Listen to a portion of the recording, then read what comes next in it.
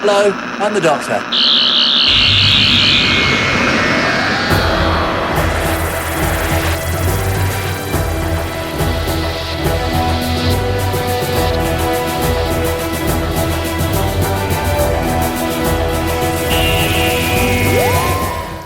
Hey Who fans, and welcome to the Big Blue Box podcast. This is Gary. And this is Adam. And we are at episode 32.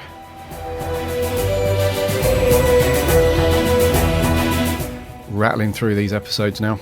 Yeah, John, I'm glad you knew what episode we were on, because as you were doing the intro just then, I thought, I have no idea what episode this is.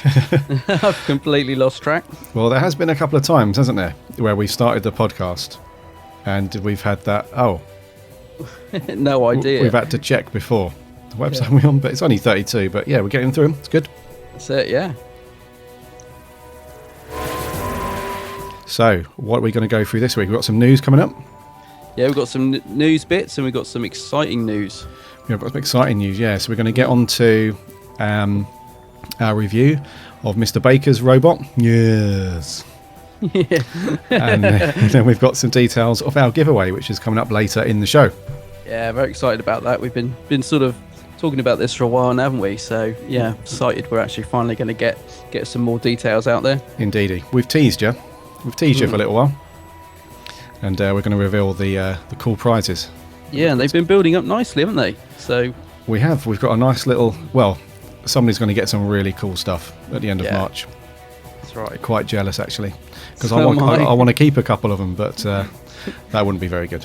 Me too. As they were coming in, I was thinking, oh, I want that. It was a lot. Well, I want all of it, actually. Yeah, some of it I've got. But... I did exactly the same thing. As we was working the details out and approaching people about stuff and prices, I was like, could I just like omit that one? Just like sneak it in, just not mention it and still get it sent out. But yeah, that's not going to be... It's just not cricket. No, and we put in a couple of prizes ourselves, haven't we, which are special ones that we think people would love. Yeah. Just a little few add-ons. Indeedy. Just to, I just want to let everyone down gently before we get onto that stuff later, just so you don't get your hopes up. We haven't included the an evening with Gary and Adam. Oh, the meet and greet. The meet and greet and the photo op and stuff. That's not in there. So if that was your thing, if you were hoping for that, I'm really sorry, but we can't accommodate that at this time. Although you say that, but we could work it in if you're going to the day of the Doctors Convention next weekend.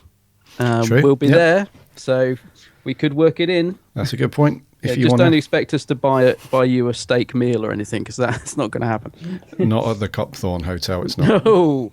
If there's a Subway around the corner or anything, then possibly. That's right, yeah. Or KFC. Nando's. Yeah. There's a Nando's nearby. That could work. Have a photo outside Nando's. Oh, yeah, brilliant. Maybe. Fantastic. So, yeah, we could do that. Yeah, that's a good point, mate. Day of the Doctors, next weekend. I can't believe it's coming around already, actually. It's just, yeah. That's nuts. Wow. I know, and also I know Davison's just pulled out, which I'm a bit gutted about, because although I've met him before, the grumpy old git. No, actually Davison's cool, but he was in a bit of a strop last time I met him. But yeah, I was looking forward to meeting him again, and he's one of the few doctors that I haven't got a decent picture with, so I was a bit gutted that he's pulled out, because the only picture I've got of him is very blurred and he looks very miserable in it. So I was looking forward to getting an official photo taken by professional that forced him to smile in it, but it's not going to happen now. But Sylvester McCoy's on board instead. Is that right? So we've got Baker, McCoy, and Baker. And Baker, yeah. I think the original plan was to have McCoy as well as Davison, wasn't it? It? Yeah, because they were they did have a message on their website for a long time that said there are still more guests to be announced.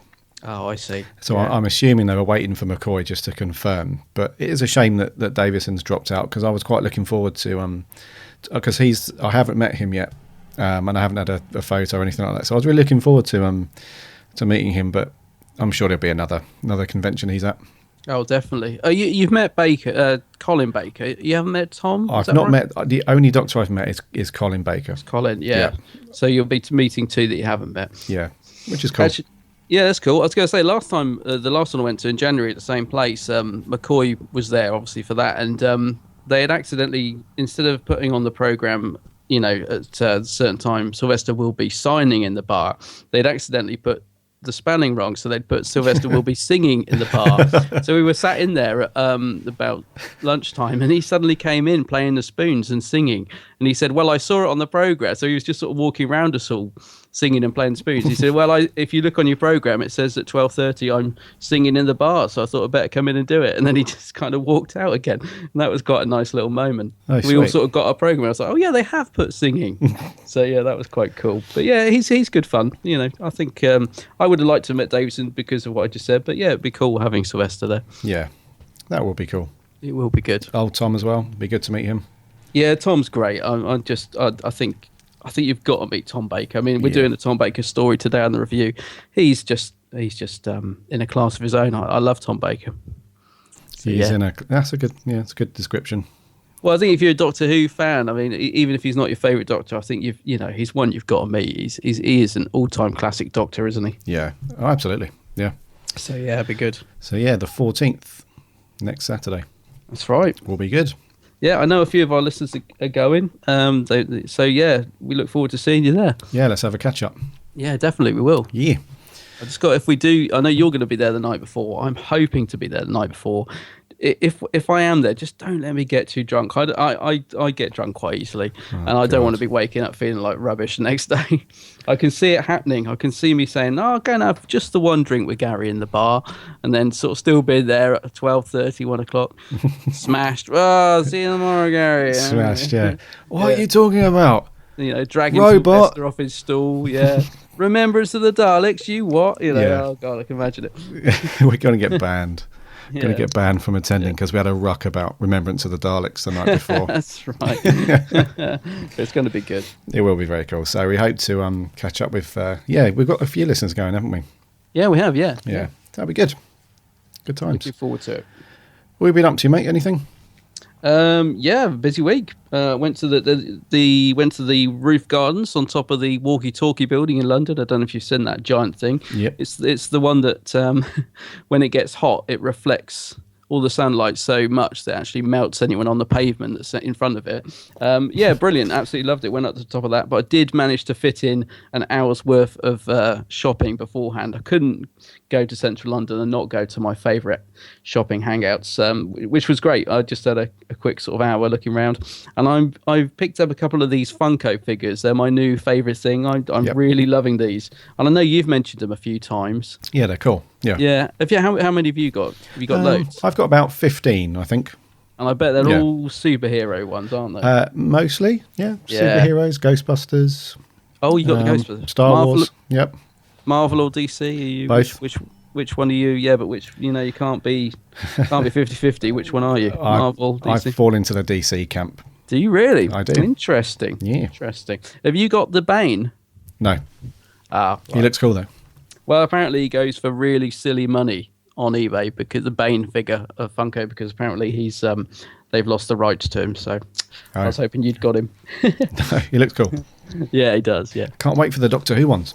Yes, that's what I was just going to say. Actually, I mean, I've really got into these figures, and yeah, I'm really looking forward to Doctor Who ones. But bizarrely, they seem to have disappeared off of all the major websites. For example, Forbidden Planet International, Zavi, all these sort of major websites. They were all on there, and slowly, one by one, they've all disappeared. And I'm wondering why. Do you know what? They're what? not on there at all now. I noticed exactly the same thing, because I was going to show the missus, because she likes she's got a couple of her own, like really cute, stupid ones, but she was, when I showed her a pony ones.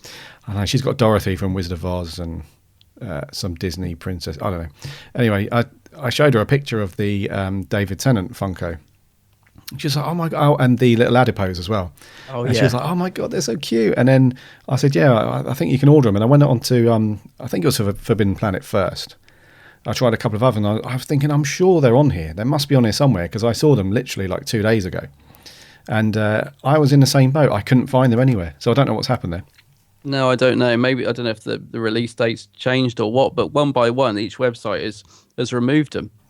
Yeah, it's very, very strange. But yeah, They do look really cool. I'm hoping there's not a problem with them because I can't wait to get all those. Yeah, I really hope it's not an issue with some licensing that the BBC have thrown a spanner in somewhere. I hope not. No, it could. I'm wondering if it's due to the demand actually, because I mean they've got a lot of attention, a lot of press. Yeah. Maybe they just sort of realised, oh, we're not quite ready for this, or that's what I'm hoping, that they're just, making a few more maybe. Hopefully so. Yeah. Yeah. Okay. So what have you been up to, mate? I've not been up to much really. Just busy with worky work. Had to take the cat TARDIS to the vets. Oh, poor TARDIS. Poor TARDIS, yeah, she got hit by a car. Yeah. That's Gary's cat. Just to be clear, yeah. Yeah, I'm not taking my my blue box anywhere. Yeah, I haven't turned up to the vets with like a TARDIS on the back of a trailer or anything. It's yeah, our little cat. She's called TARDIS, and yeah, she got hit by a car, so I had to she's had to have X-rays and all that lot, but she's going to be fine. So yeah, that slapped up a couple of days earlier in the week, and other than that, I've been watching some classic Who. In between watching like the review episodes, I've also tried to pick out some other classic stuff as well recently.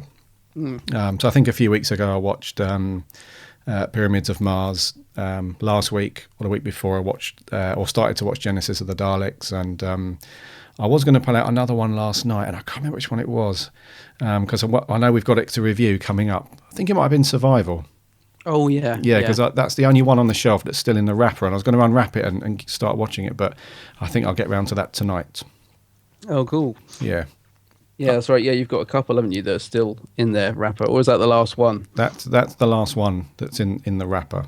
Yeah, I've unwrapped a few of them and still not watched them, but that's the one that's still. I think I got that from Forbidden Planet. You know, I think I was in the same boat as you. I had an hour free in London, and as you do, you go into Forbidden Planet and. Yeah, they got so many Doctor Who DVDs, like 3 walls worth of floor to ceiling DVDs. That's right. I think it's almost impossible to go in there and not come out with stuff, isn't it? I mean, yeah. I had 3 bags when I met my other half at the walkie-talkie building. I was thinking, oh God, because how am I going to hide all this stuff? You know, I had 3 bags of stuff. Oh God. I was just like, I said it doesn't look as bad. It's not as bad as it looks. I said I got my coat in here. I was trying to justify. I was thinking, oh, it's bursting with stuff. Yeah. I can imagine. What's all this stuff? Oh God, is that the time? It's lunchtime, right? I know. Let's go. I was like, "Come on, let's go up there." Let's just go there. It wasn't good. But did you get all the way through Genesis? Did you watch it all? No, because I know last time you got interrupted, didn't you? Yes, I'm nearly. Well, I almost finished it. I was the last episode away to watch. Oh, okay. So but I've seen it a few times now, so it's all good. Yeah, it's a good one. Yeah, I think we decided not to do that one, didn't we? On the review, just because it's been done to death, like review-wise, and it's so popular and stuff. Yeah, I mean, I'm at some point we'll do it, but probably not. It's not going to be for not going to be for a while, is it? Because it is. Yeah. You're right. It is such a popular one, and it has kind of been done. But yeah, I'm sure we'll do it one day. One day. Oh, there we go. I knew that was coming. Yeah, it's almost. I can't go through a podcast and not do it. I knew that was coming at some point. You know. Yeah. One day. Yeah. So I think if you guys really want us to do it, though, let us know. We might sneak it in a bit early, but at the moment, I think it's just on the mental radar at some point. We haven't noted it down to do anywhere, though, have we? No, because there's loads of ones that we've got a whole list of ones that we really want to do that are not, like you said, not the sort of perhaps the ones that people are fondest of. You know, we want to try and mix it up a bit. So it's not on the list at the minute, but I'm sure one day we'll do it, because we've got lots of other good ones coming up. I mean, we were just talking about it before we started recording, and there's a couple on there that I am just dying to review with Gary for lots of different reasons, not because they're bad or good or whatever, but you know, for example, one of the ones that I'm really looking forward to is the Twin Dilemma. Now it's on our list of stories to do. It's not on the schedule yet, but I can't wait to do Twin Dilemma with Gary. Time in the Rani, everybody wants us to do, so that's on the schedule. So there's lots of good stuff coming up, but not necessarily, you know, the creme de la creme of Doctor Who, if you like. Yeah, I think the only one that's on there, or the only 2 that are on the list at the moment, which are kind of very popular, I'd say, would be the movie and Rose. And City of Death. Oh, and City of Death, of course, yeah. But other than that, I think the other ones are fairly... I wouldn't class them as like overlooked or overrated or underrated or any of that stuff. It's just, you know, the episodes that you wouldn't see in like a top 10 All of the like- ones that sort of divide opinion, aren't yeah, they? yeah, Yeah. To try and get some good thoughts from you guys as well, because we love it when you jump on Facebook and Twitter and give us your thoughts. It always adds to the banter, I guess. Definitely. Yeah, it's all Yeah. good. Right, I think we've waffled for enough. Yeah, Enough time? enough waffle. Get that TARDIS landed. Let's do the news.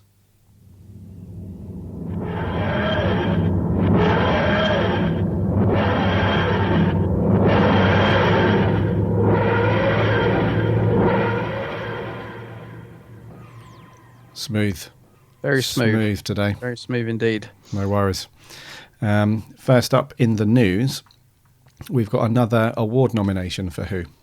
Yes, always love it when Doctor Who's up for an award of some kind. Yeah, and this one's cool as well because it's like a sci-fi orientated awards ceremony. It's a Saturn Awards for 2015, Yeah. and we've got two nominations this year. We've got the show itself, which is up for best youth-oriented television series in that category, and that's going up against things like Teen Wolf, Supernatural, The 100, that stuff. And Jenna Coleman has been nominated for Best Supporting Actress in a TV series. So she's up against people like Emilia Clarke from Game of Thrones, Emily Kinney from The Walking Dead, Melissa McBride from Walking Dead. So there's some real tough competition in this one. Yeah, I was thinking that. I mean, I know I don't watch Supernatural, but I know it's very popular, isn't it? And also, like you said, all this, Game of Thrones, all that. Some popular stuff here. The our friend Andy Frank O'Malley, he loves Supernatural. Have you watched it? No, No. Okay, I don't even really know what it is. I think I might have a little look into it because a lot of people talk about it, but I haven't got I don't time know. for that. No, good point. Good point. You haven't got time for that. Yeah, I hear it's very good though. I'm just joking, but I hear it's a really good show. So I think it's about a werewolf, a ghost, and a vampire that live together. That sounds like Being Human. Oh no, it's Being Human, isn't it? Yeah. So what's oh no, Supernatural is just these two good-looking guys that kind of do stuff.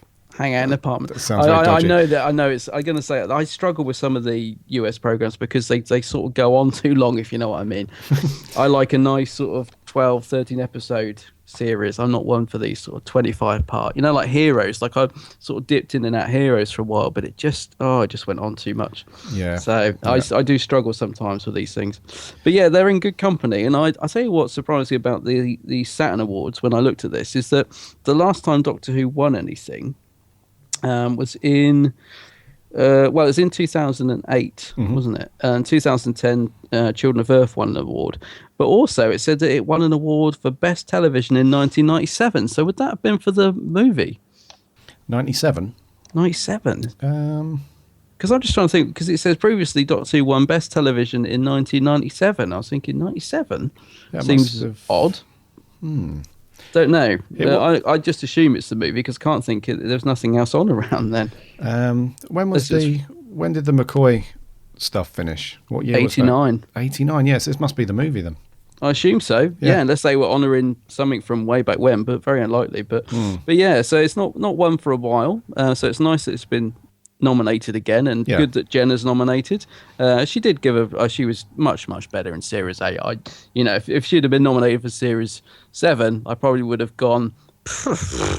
But Series 8, yeah, she did up her game a lot. So Yeah. I wouldn't. I'd quite like to see her win. Some really big people have won these Saturn Awards in the past. Nicolas Cage, Oh yeah. Stan Lee, Spielberg, James Cameron, Arnold Schwarzenegger. Oh wow. Some really big names have turned up and nabbed these awards. So they're up against some big, and just some of the other names on the nomination list as well, like the other shows like Game of Thrones and Walking Dead. They're huge, massive shows. So Yeah, they are. Yeah. they've got some work to do, but I think they can do it. I think It'd be nice. I mean, it'd be really, really good. When's the actual award show? Is it does it say when it's actually it's happening? on 25th of June. Oh right, so it's got a little way to go, but Yeah. Okay, we'll keep an ear out for that. We'll let you know how we do. Indeedy. But rooting for who? Oh, of course. Yeah. Oh yeah. Oh yeah. Oh yeah. So yeah, in other news, this is a lovely bit of news. I was really pleased when I saw this. Gary sent me this through. The BFI, British Film Institute, they're doing a tribute event in honour of Verity Lambert, and I just love Verity Lambert, don't you? Oh, I just yeah. think she Yeah. contributed so much to television, and very often I'll be watching something and I'm totally unaware that she was involved in it until I see her name at the end credits. Like I was watching I Love Minder. Don't you remember the old series Minder? Yep. Love Minder. I was watching it the other day and there's her name at the end. I was thinking, oh blimey, she just did so much. Yeah. And yeah, they're doing this event at the BFI. I believe it's the 1st of April. No, when is it? April 1st. Yep. April 1st, yeah. At 6:10. Why 10 past? Why not 6 o'clock? Anyway, yeah, so 1st of April, 6:10, BFI. It's going to be hosted by Richard Mason, who's writing the biography Drama and Delight, which is all about the life of Verity Lambert. And it's going to have some celebrity guests there. So you're going to have Joanna Lumley there and Linda LaPlante. Is that how you say it? Or is it just so. LaPlante? Yeah. I think so. But they're going to be there. And I would imagine it'll be a great event. You know, I assume they'll show some clips of Verity's work. And like I say, she did loads. So it's a 90-minute panel event. And I might try and get along to this because I think it'll be great, actually. Will be good. And you'll be able to pick up Richard's book as well. He's signing it at the event. Yeah, that's right. Yeah. So that'd be good. Yeah, I'm definitely going to look into going to this, which would be really good. Yeah, because BFI is good. I mean, I love going to the BFI anyway. I mean, they do quite a lot of Doctor Who events and stuff, and it's quite a small little unit, so they often sell out really fast, don't they? I mean, I've only ever really been I've been to a couple of Doctor Who ones, but I've been to a few other things there. It's a really cool little venue. Yeah, they annoyed me one time. Oh, really? Why? Yeah, I love how you jump on stuff like this, Adam. Immediately, like, oh. Why? Well, you know me. I like a bit of goss. I know. Actually, no, it didn't annoy me. It was just. Oh, come on! Don't back down. Outside of Doctor Who, I'm a big Star Wars fan as well, and they announced for a couple of months that they were going to do a Star Wars Day at the BFI, where they were going to show the original trilogy back to back, and they were going to have a panel there and all that stuff. And I was like, oh my god, this is like a slice of heaven for Star Wars fans, because people were going to be there in cosplay as well, and it's going to be a really cool event. And the day that they released the tickets, as soon as you clicked on the link, it said all tickets are sold out. So what they did was they opened it up early to members of the BFI, which is fair enough. Fair enough. But as I wasn't a member at the time, and it's cut a long story short, all of the tickets that they had allocated were just swallowed up by the members the day before. Yeah. And instead of saying on the website, this event has already sold out, they make you, go onto the page, click the link to book tickets, check the availability, and then it said, sold out. And that was like, not one person in the public could get in there. So that was a little bit annoying.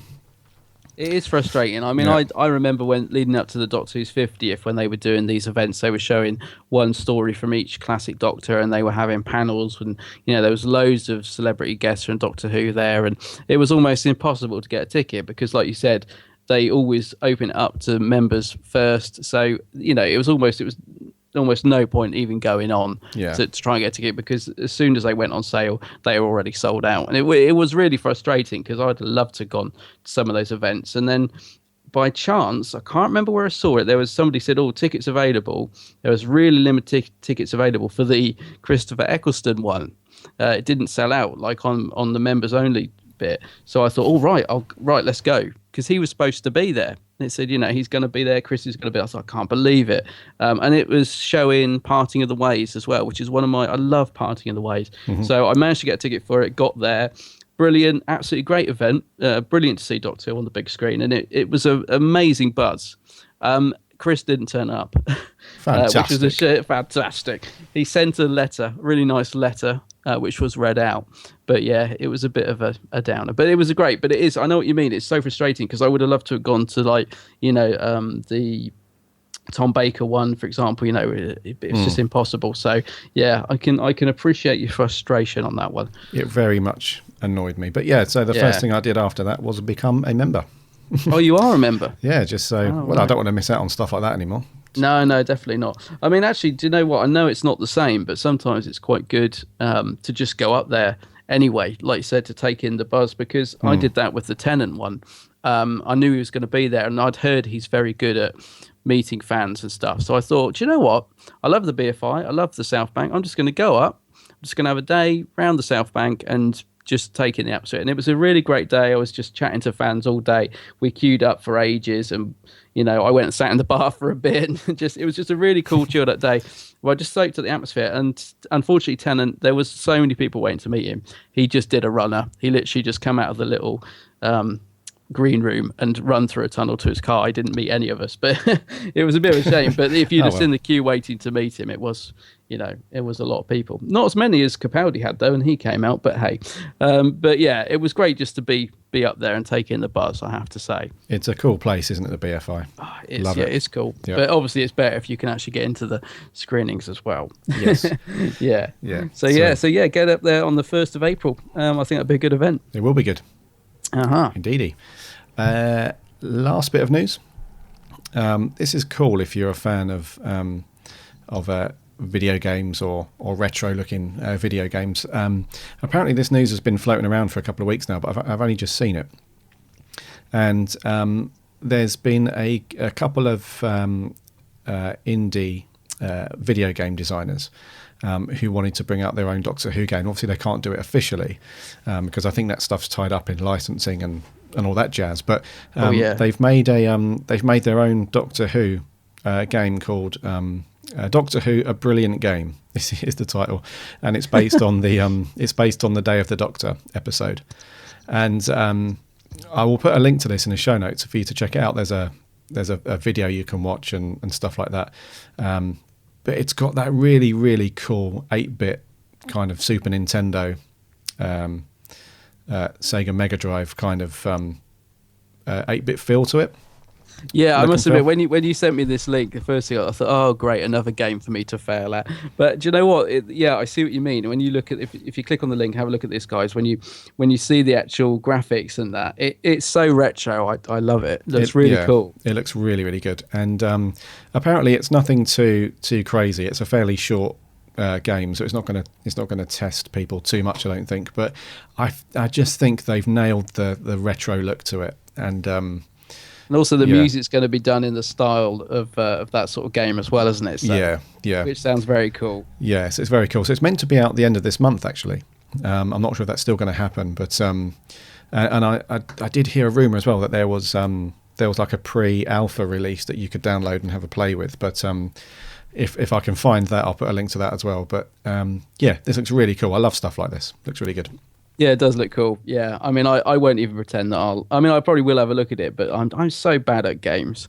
I shouldn't even be allowed near them. I always die within I die and I lose interest within sort of 30 seconds. But this does look cool. It's so retro that I'll definitely have a look at it.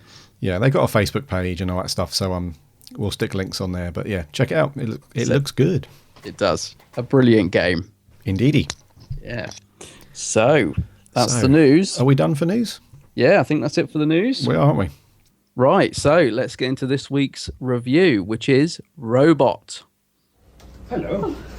Come to see me off, have you? Well, I hate goodbyes. I'll just slip away quietly. No, Doctor, you can't go.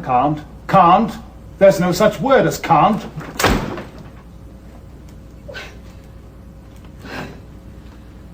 Oh. Why not? Well, because you're not...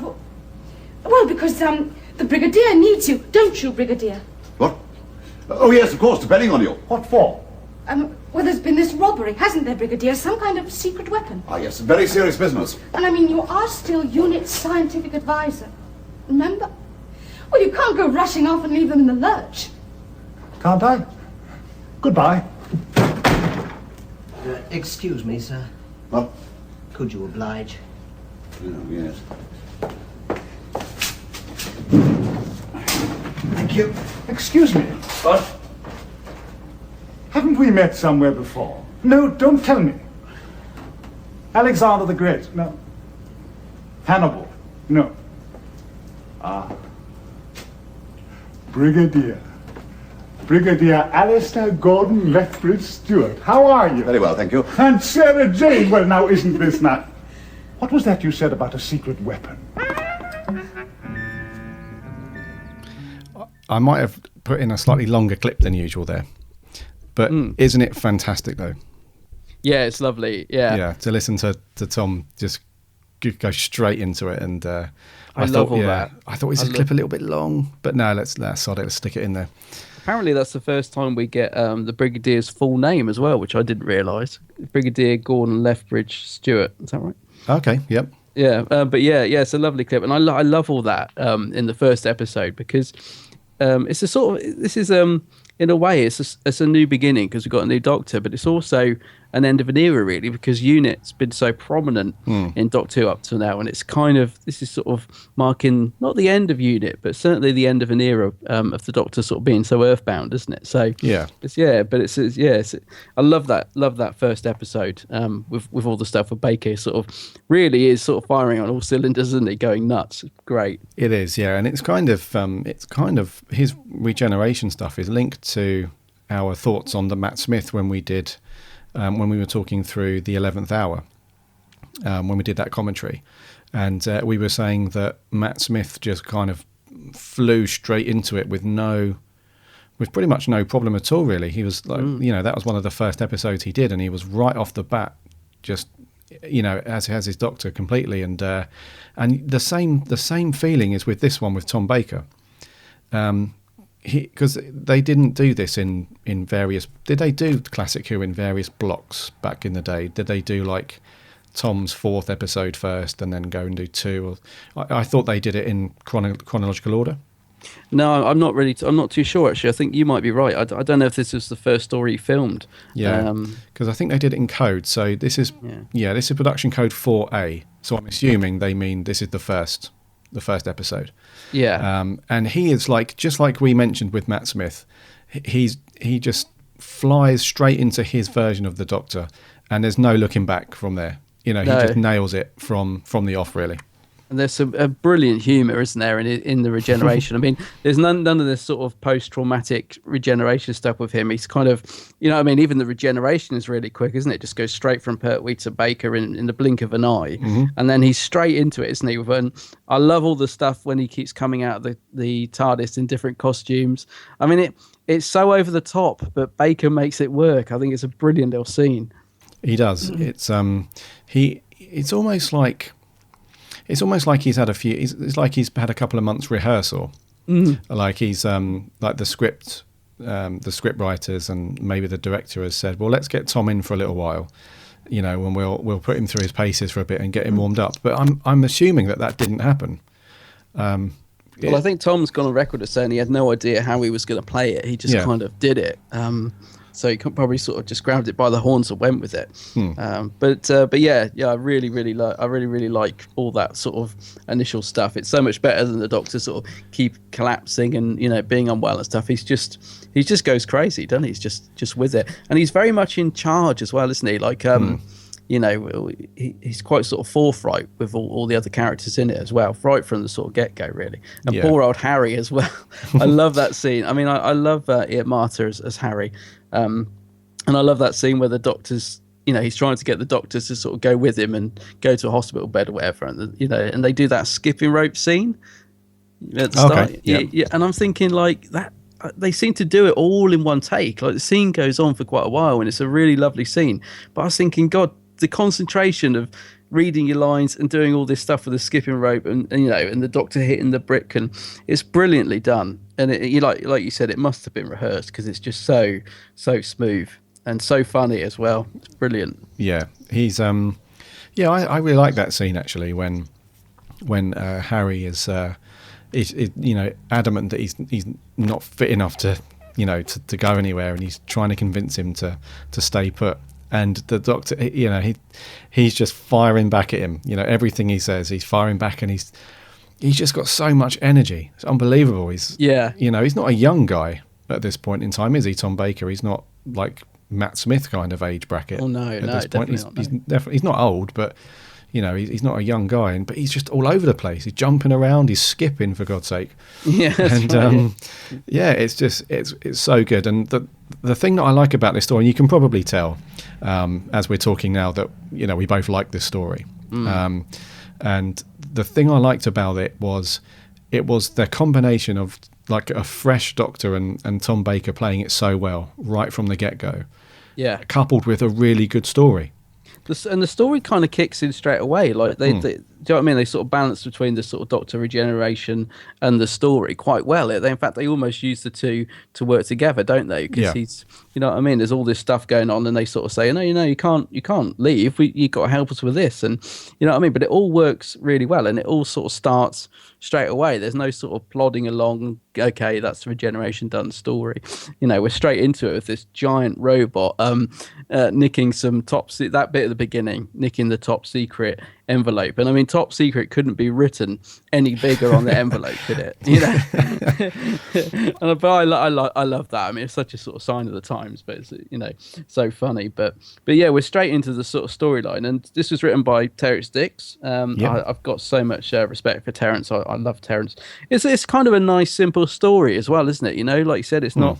There's nothing too sort of taxing. You don't have to sort of really sort of concentrate to understand what's going on. It's a nice sort of simple plot of this giant robot that's been built by a mad professor.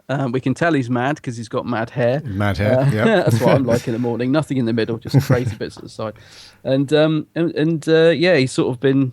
This robot's been given over to this sort of organization of sort of trying to turn him bad, basically. Yeah, isn't it? Which is, you know, again, nice simple plot, and it's all to do with stealing this gun, isn't it? This what is it? It's like an ultimate. It destroys everything. Yeah, it's like an ultimate ray gun. Yes, sir. Yeah, it just kind of evaporates anything, doesn't it, into nothingness. That's it. And I mean, that's sort of pretty much it. I mean, it's, you know, a nice simple story, but there's lots more going on. And I'll tell you what I love about this, as well as the great humour. Everybody, there's lots going on. Everybody's got something to do. Like, we've got Unit in there, we've got Sarah Jane in there, and Sarah Jane's very much playing the journalist role again, which I often even forget she is a journalist because it's not sort of mentioned that much, you know what I mean? But in this one, it's used sort of good effect in terms of the story. So she's a journalist sort of investigating this. You got Unit trying to find out what's going on with the robot and hide all the sort of components that he needs to get. You've got the Doctor, sort of like you said, on firing on all cylinders, helping them. So there's nobody sort of locked in the TARDIS, you know, not doing anything, or everybody's been used to quite good effect. So I think even though it's sort of a fairly simple storyline, there's loads going on to keep you interested. That's why I enjoy it. No, that's a good point. Yeah, everybody mucks in. That's sat true, around. Yeah.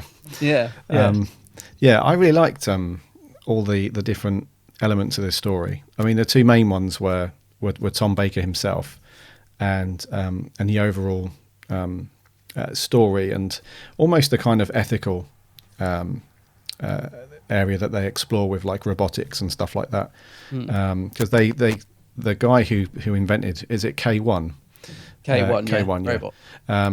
He gives him. It's almost like a very early version of what we know as artificial intelligence, isn't it? This robot is kind of self-aware and is kind of at a struggle with himself or herself or itself, whatever you like. Yeah, it's like a robot with a conscience, really, isn't it? It's so intelligent that it's actually can distinguish between sort of good and bad, you know, which is quite nice. Yeah, and that aspect of it alone, I thought the story was quite ahead of its time, because the whole thing about AI and all that stuff, it didn't really take off for many years later, like the threat of AI and what it's capable of.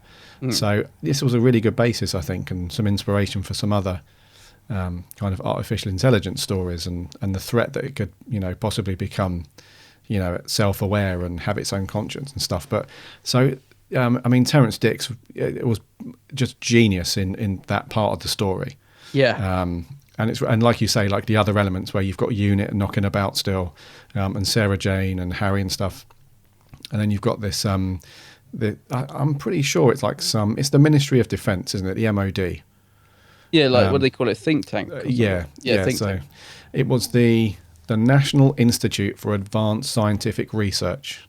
Oh, there you go. Known as Think Tank. Yeah. There you go. And so those guys, they were a bit creepy, I found. especially the lead, that woman with the huge bins. She was a bit creepy.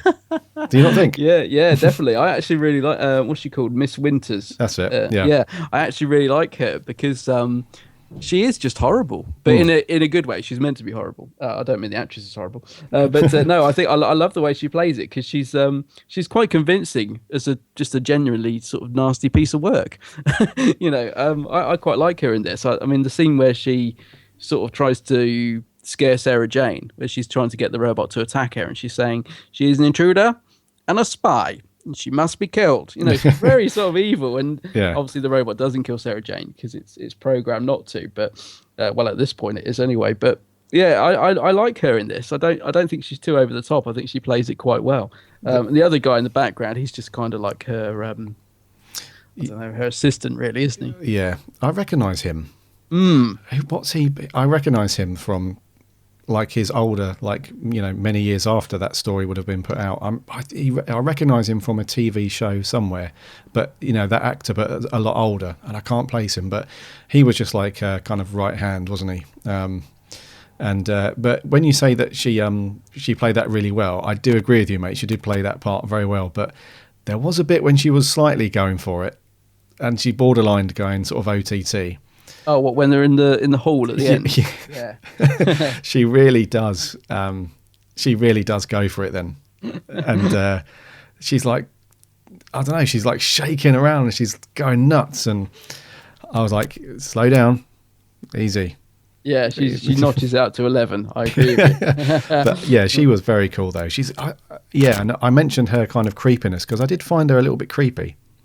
I did find her a little bit, but I think that was intentional though. She had this kind of coldness to her character that was a bit sinister. You knew that those guys were up to no good, but you couldn't quite, until you actually see them all in their robes and stuff. And it was almost like I guess they're part of a, in its simplest form, a part of a cult, I guess, which was just masked by this this kind of robotic stuff. But what did you think of the Professor Kettlewell? You referenced his crazy hair and stuff. Yeah, I think he gives a good performance actually. I like Professor Kettlewell because he has gone for the sort of stereotypical mad professor look, isn't he, with the crazy hair, the great big, not great big, but the really thick glasses. But I like his performance, and I think you do warm to him. He's he plays it well in the fact that he's torn between the two, because obviously.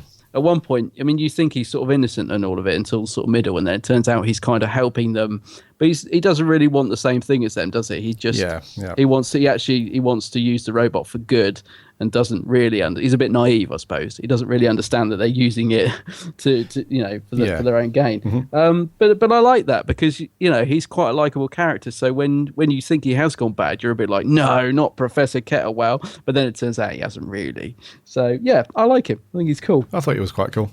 Yeah, that really kind of typical crazy scientist, like you say, look about him. So he was he was like the crazy old dude that was going to either save the day or be behind it all. But yeah, he was kind of torn, wasn't he, down the middle?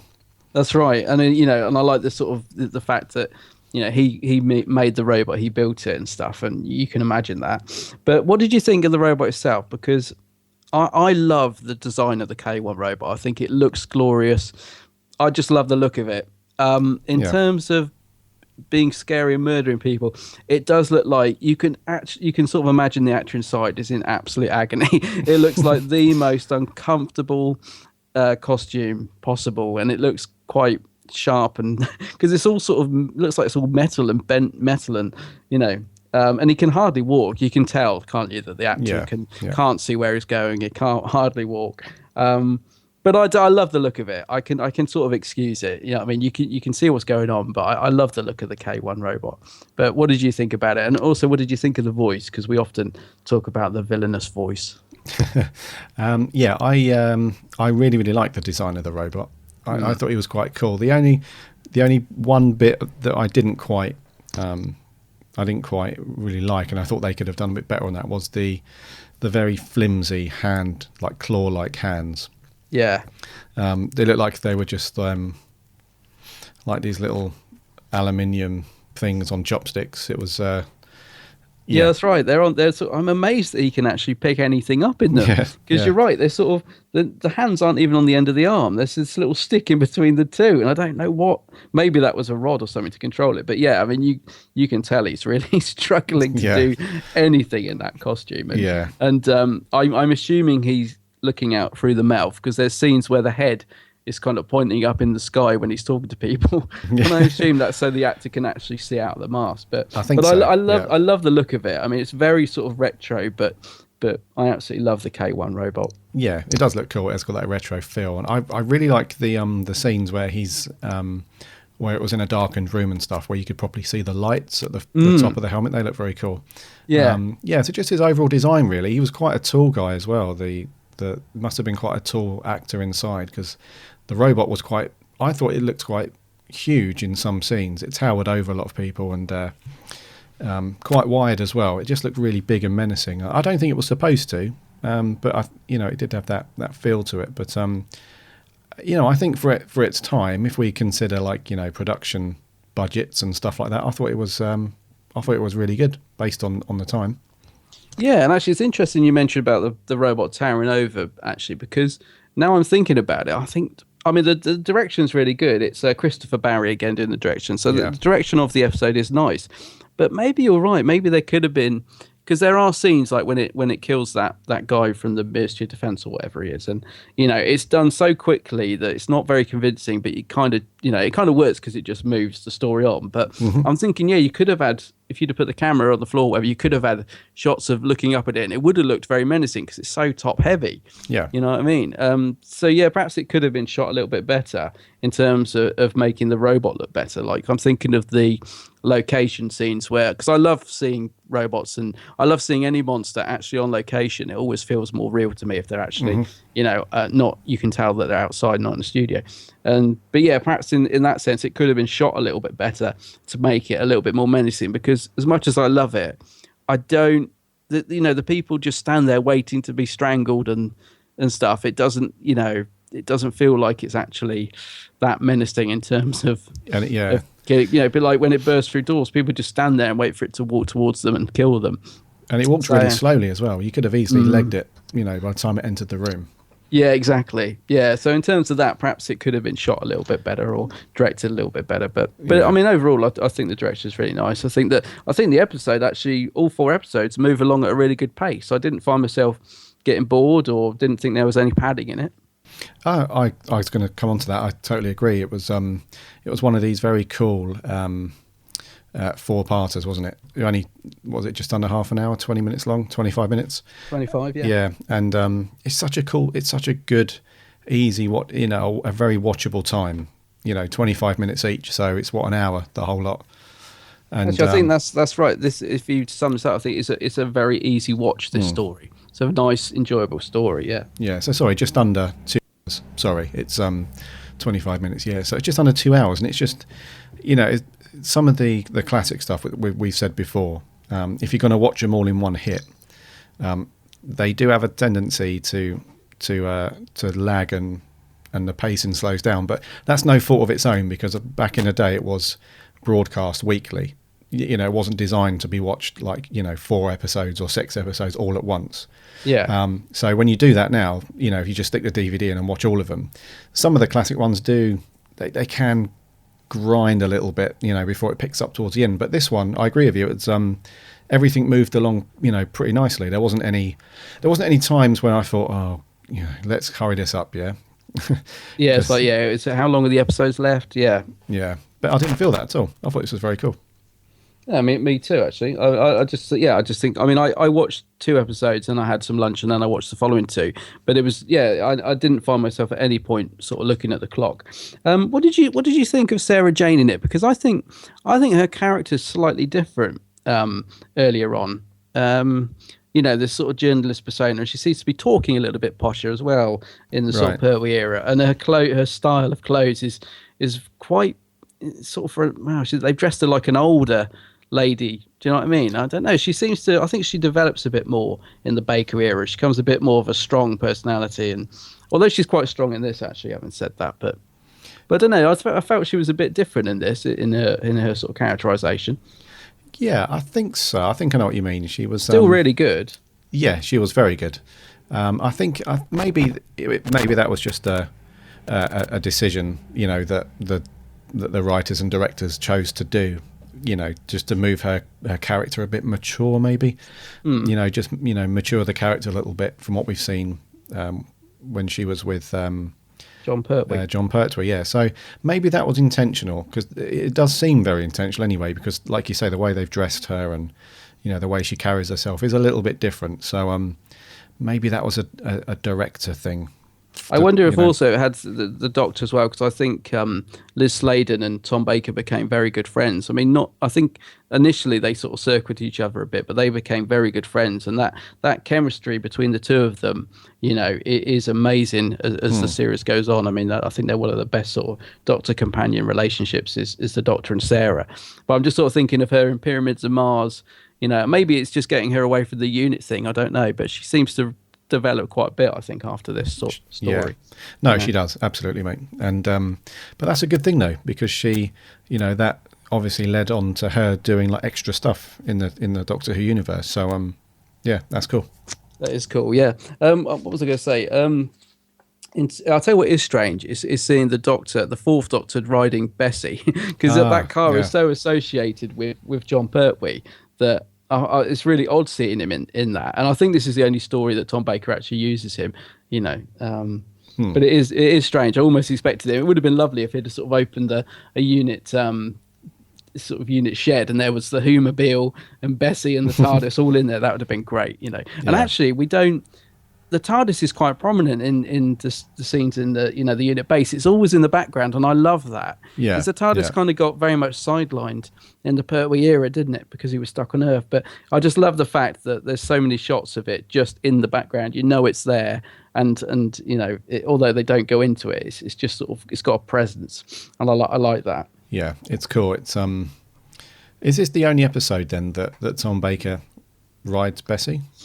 I believe so. Yeah, I don't think I don't think we see it again. It was strange though. Yeah, because it's just so associated with the Third Doctor. It just doesn't feel right seeing him in it somehow. But yeah, I don't think we see Bessie again until possibly Battlefield, which is McCoy. Somebody correct me if I'm wrong there, but I don't think. Oh no, I am wrong. It's in the Five Doctors, isn't it? Oh, that's right. Of course, yeah. But it's some time till we see it again. But, yeah, but he's got his style straight away, isn't he? I mean, the scarf and everything. When you know what I mean, he straight away into his costume. Although that changes a bit over the years. Do you remember the scenes where he comes out as various different things before he settles on his look? What do you think to that? Like I love clown that. And yeah, I love all that. Yeah, it's brilliant, and it's because Baker's got that, because he's got such wide eyes and everything. Do you know what I mean? He's just got such amazing facial expressions that sometimes he doesn't even have to say anything. He's just, I'll tell you what it is about Baker, is he's so engaging to watch. Do you know what I mean? He just there's such a presence to Baker, and especially in those scenes, it's just so brilliant. I love the beginning. I just wanted to go on to the end bit actually, because I do feel. The end of this is still good, but we go a bit King Kong at the end, don't we? And we get we get some rather dodgy CGI. Now, obviously, this is the 70s. I'm not picking the show to bits at all, but it perhaps doesn't stand up that well, some of the CGI. I mean, I'm thinking of the tank model and all that. Yeah. The little miniature tank and I mean, it's it's of the time. It doesn't bother me, but it does look a little bit cringeworthy. And like I say, the robot when it picks Sarah up, I love the fact. I mean, it's so clearly a little doll, little Sarah doll. But I love it actually. Yeah, but, I mean, we do go a bit King Kong, don't we? We do, and those kind of physical effects where you see like the miniatures, like the little toy tank and the little Sarah doll and stuff. I think I'm like you on it. I don't mind that at all. I don't mind the execution of that, because literally, what else could they have done? With their budget and stuff. So that's got a cool charm to it. I like that. Are you referring to like the blue screen as it was back then, where the robot's growing like huge, and they just kind of plopped him on top of the scene, if you like? Yeah, I'm thinking of that because he sort of some of his body actually vanishes because they haven't done it very well, and when he puts Sarah on the rooftop of the building as well, it doesn't doesn't look particularly good. But they're quick. I mean, they're short scenes. It's not, it's not bad. But yeah, they don't look particularly great. I think CGI, not CGI. I think blue screen was possibly, I think they could have done it better. I mean, there's some of the robot's body is actually, missing when he's growing and stuff because they haven't sort of chroma keyed it in properly. I don't know. It's probably maybe a time constraint. I don't know, but I think it could have been a little bit better. Yeah, I think it's just various constraints at the time. Yeah, but it's nothing to. It's not going to take any points off for me for that. It's no, it doesn't detract from it. Yeah, but I know what you mean though. Yeah, and the poor Professor Kettlewell gets killed by the robot as well, which I'd completely forgotten about. When he shoots him, I was like, oh no, poor old Professor Kettlewell. You know, but of course then that sends the robot into overdrive, doesn't it? He can't compute it, which is great. And then it's it was kind of inevitable, wasn't it, that the robot was gonna cop it. Yeah. Unfortunately, I thought they were going to. Like, just deactivate him or something, and then he was going to be locked in a cupboard somewhere, and we might possibly see him again one day. But no, he ends up getting, it's like a Wicked Witch of the West situation, isn't it? They just lob some stuff on him and he just melts away.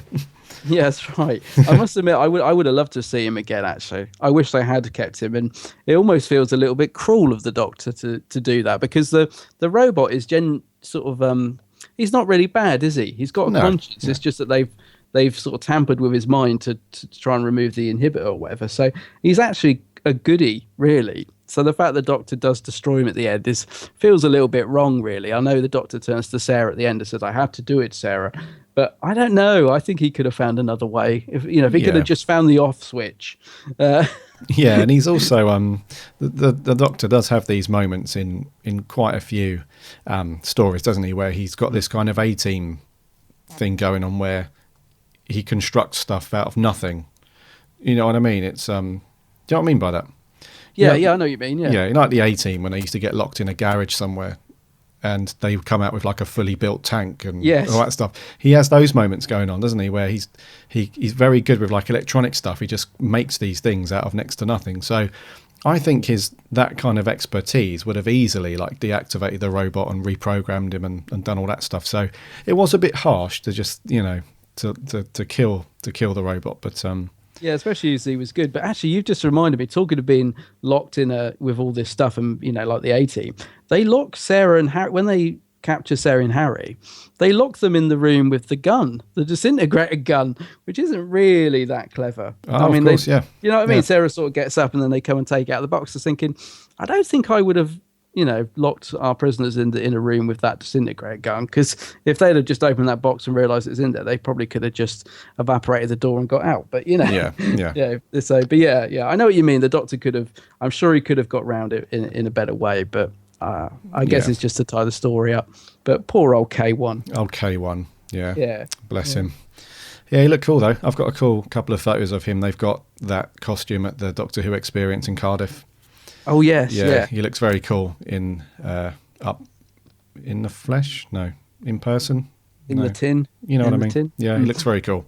Yeah, he does. Yeah, I was gonna say I remember they've obviously moved him down to Cardiff, but when they had it in the London exhibition, I remember seeing him, and he does look really good. He's actually well preserved. Like some of the Doctor Who costumes haven't weathered very well over the years. I remember seeing the Candyman costume at an auction, right. And he was literally falling to bits. I don't know if the K-one's had any repairs over the years, but yeah, he certainly looks like he's weathered well. Yeah. It's a great stainless design. steel. That's right, yeah. Good old Professor Kettlewell. He designed him well. Indeed. Overall, really good, Dave. I love this story. I just find it really, really enjoyable to watch. Yeah. I don't know, in terms of score, though. Yeah, I think it's your turn to go first this week. Well, I'm going to go with an 8.5 out of 10. Sake. I really enjoyed it. For heaven's sake, Adam. Are you the same? Yeah. See, I'm going to start making you go first. I think you're just copying me. Dude, honestly, I've got written down 8.5. Yeah, we seem to be having very similar scores recently. Well, no, that's good. I think it's a fair score. It's a good, enjoyable story. Not perfect, there's a few little minor niggles with it, but it's a good fun, isn't it? Yeah, and it's a good introduction to Baker. Really good introduction to Baker. Very, very good. I was thinking a 9 initially, but I think it was just I put it down to an 8.5 purely because there's like a handful of other classic episodes that are like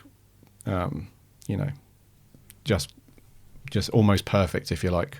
Yeah, so I know what you mean. I can't quite group it into those ones, but it's certainly a great, really good story, and love Baker. Really like the story. Sarah Jane's very cool.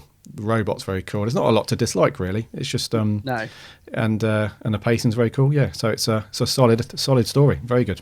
Yeah, it's very cool. I gotta say, even the bits that are sort of, like you said, might knock it down a notch. They're not bad things, So No, 8.5, a good score. A good score for robots. So, what did our listeners think? Do they like it? Do they like it? Overall, let's find out. So let's jump onto Facebook first. And we have Michael from Companions of the Doctor. Oh, yes. Hi, Michael. He has put, perhaps more so than the others, this story is like visiting an old friend, and it was one of the flashpoints of my ongoing love of Doctor Who, as it was for many here in the States, which is interesting. He's put a fine story. Tom Baker jumps right out of the box, so to speak, and establishes his eccentric personality early on. As the Doctor says at one point, well, nothing's perfect. You have to take the rough with the smooth. Overall, I found this a very enjoyable story. 8 out of 10. Yeah, that's cool. Yeah. I'd agree with that. Indeed. Stuart Stockwin. Robot is an amazing episode. Bought this recently and it was amazing. Robot is what changed the show. Tom Baker was incredible as the new Doctor, and some great character long-term development with Harry Sullivan. Yes, I love Harry, actually. I always think Harry was in this more than he was. Actually, I always think he's with the Doctor longer than he is.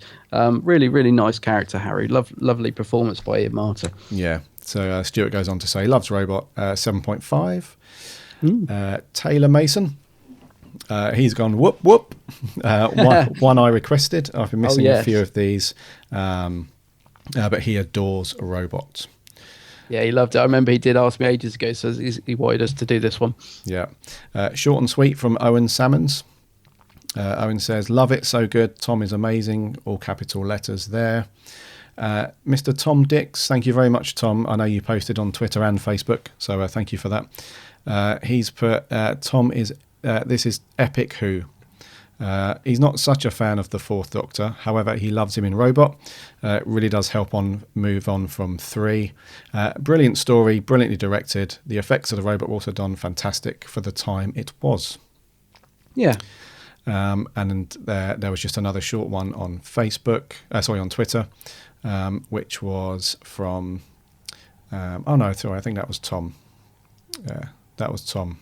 Tom likes to tweet. He loves a tweet. He does. Yeah. I had a couple. I had Jack Pardy. He said it's one of his favourites. Devin Baker.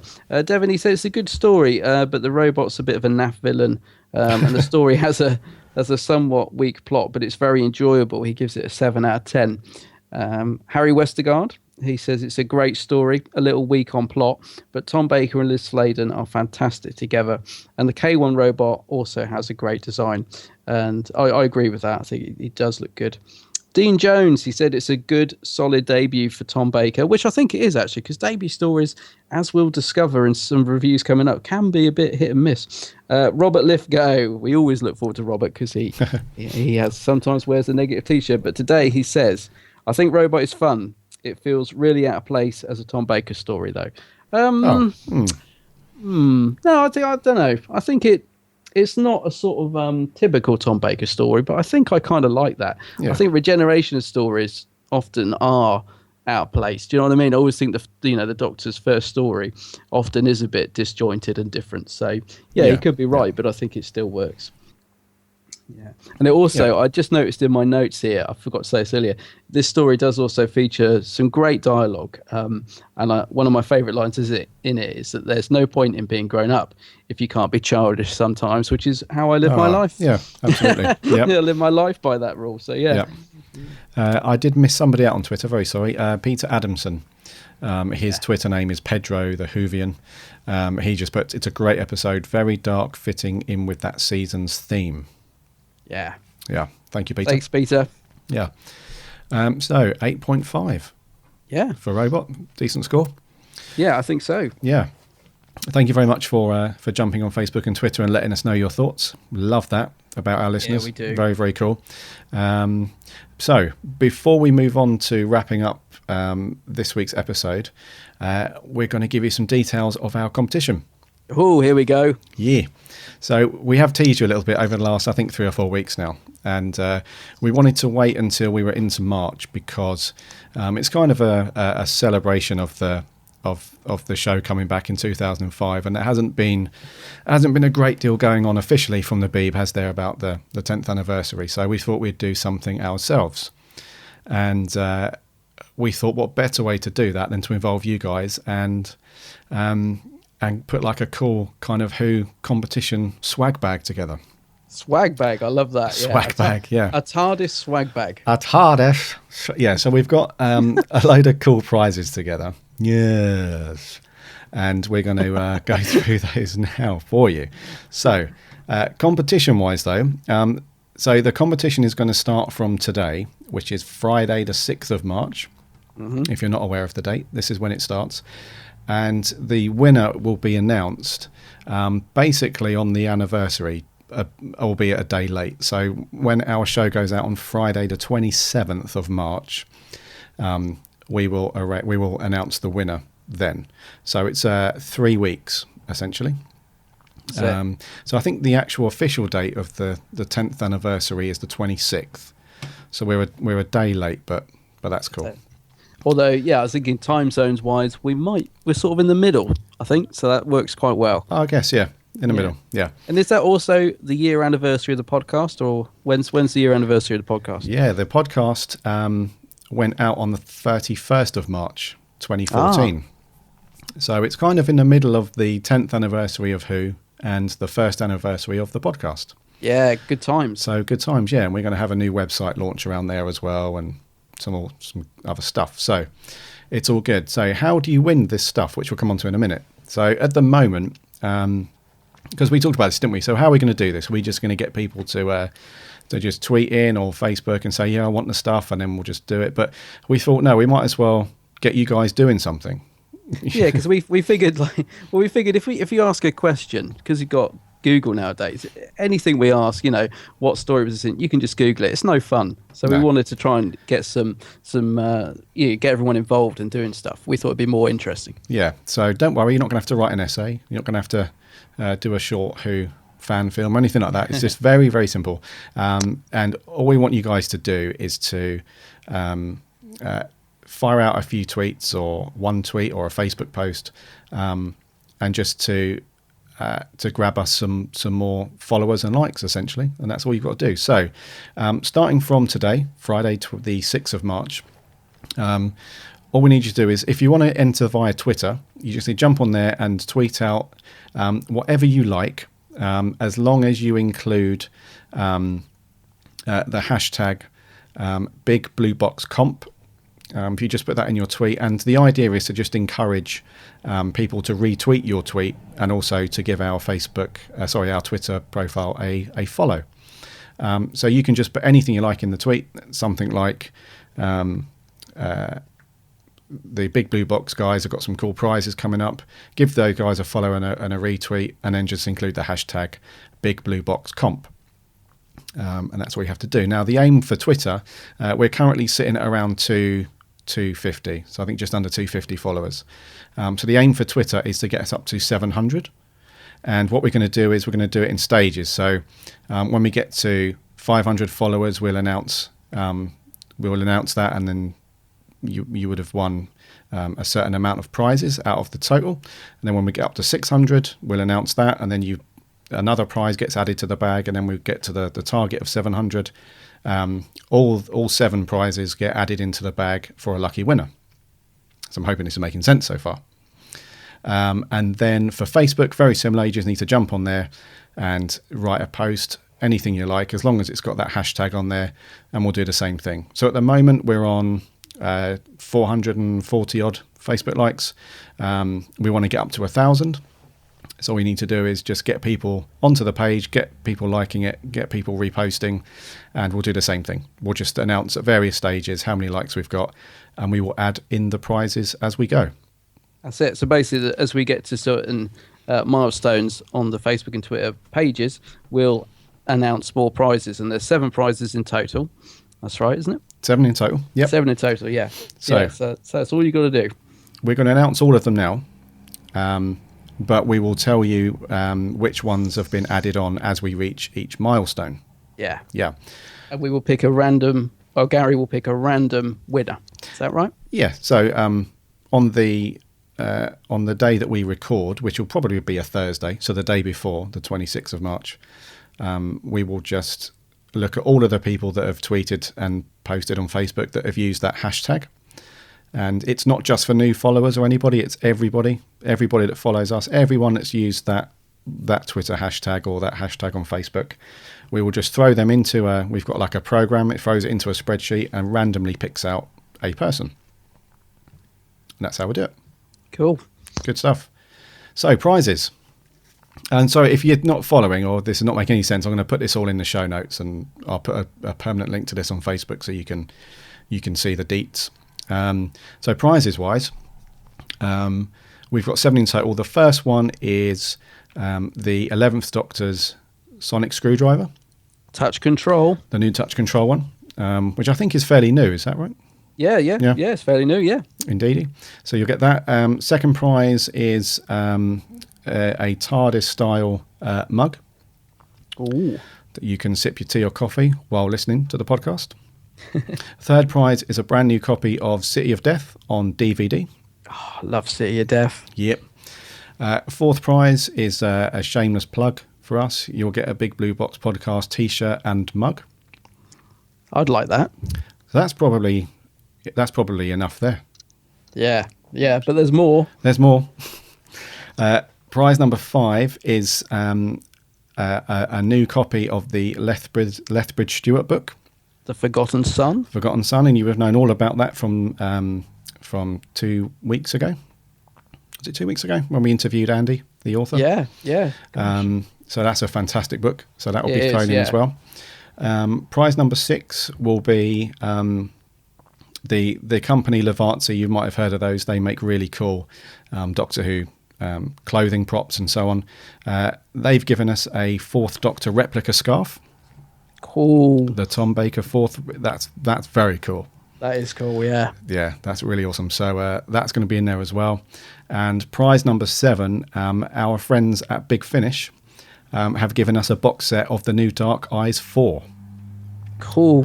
which you can also grab. So that'll all go in the same. That'll all go in the swag bag. That's it. So So to you get speak. all that Doctor Who swag. Yeah. So obviously, that's obviously worth you jumping on there and spending 10, 15 seconds just writing out a tweet and with a hashtag. I just have a vision of the person who wins it. I mean, if it was me, I'd just be sat on the sofa wearing my scarf with my TARDIS mug, also my Blue Box mug, of course, reading my book with me, Sonic in hand. Do you know what I mean? You could just see them sat there in all the gear with all the stuff. Yeah, that'd be very cool. Very cool. Yeah, and we'll put a list of these prizes on the post as well that goes out with the podcast. Yeah. So Sonic Screwdriver, TARDIS mug, City of Death DVD, Big Blue Box podcast t-shirt and mug, the Lethbridge Stewart book, the 4th Doctor replica scarf from Lavarzi, and the Dark Eyes 4 box set from Big Finish. Very nice. Very cool. So go ahead and do that now. All you need to do is, like I said, jump on Twitter and Facebook, write whatever you like, as long as it's some kind of description about the competition, and include the hashtag, and obviously include our Twitter @name as well, so people can jump on and like and follow and stuff. And that is all you have to do. There is no minimum or maximum amount that you can enter. If you want to put out a tweet every day, so be it. You can do that if you like. Makes no difference on your chances of winning. It's just going to be pulled at random. But you can tweet or Facebook as much as you like, or as little as you like.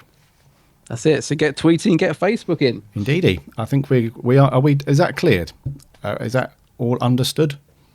Yeah, well, we can just I think say so. it all again next week. We'll be saying it for you've got a couple of weeks, so we'll give you a simplified version next week. But that's the ins and outs of it, isn't it? That's the ins and outs. Basically, So- all you got to do is Facebook and tweak, include the hashtag, and the more followers we get, the more prizes you get, and the more chance you got of winning. Cool. I think that's going to do, mate, for episode Yeah. 32. Woohoo!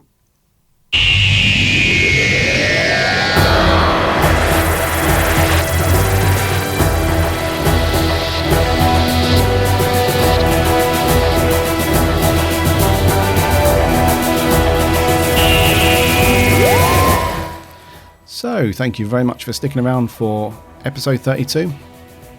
It's been got some really cool news bits, actually. Hopefully see you guys at the BFI for the Verity Lambert power panel. It's going to be very cool. Hopefully see you guys next week at the Day of the Doctors as well. Ah, yes. Yeah, Yeah, Day of the Doctor. That's going to be very cool. next Saturday. Yeah, we'll take a load of photos there and stuff. So those of you that couldn't get along, we'll stick a load of pics up on Facebook for you to see. Oh, yeah, get to see our ugly mugs, won't they? Oh, I know, yeah. Yeah, that's Poor going to be good. listeners. Poor listeners, yeah.